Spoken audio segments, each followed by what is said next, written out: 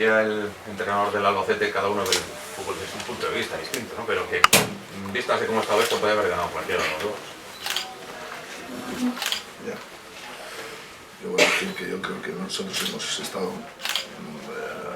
más cerca de victoria que Albacete. Lo que dices tú, Antonio, y yo seguramente tenemos, si nos juntamos ahora, tenemos el mismo punto de vista, ¿no? Pero bien,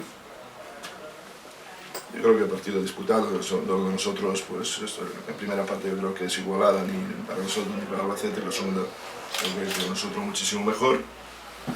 Una ocasión, en la primera parte, pues, el único tiro de Albacete no de gol, pues eso, si nosotros queremos quedarnos en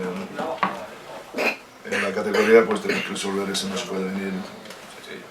A mí personalmente Albacete que más me gusta en la categoría, pero llame como se llame, no puede de un tiro no puedes sacar eso lo que se saca.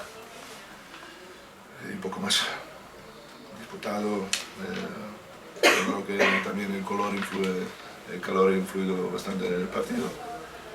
Pues eso, hay que luchar los últimos 5 partidos, uno por una cosa y nosotros por otra cosa.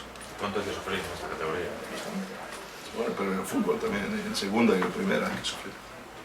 En la primera y segunda más calidad y aquí hay que luchar y pelear un poco más.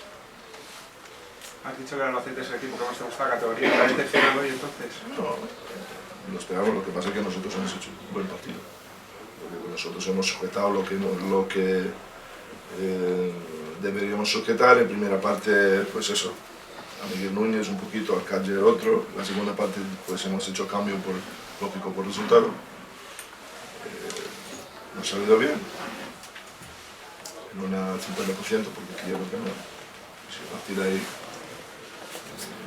nos quedan 5 partidos y luchar hasta el final.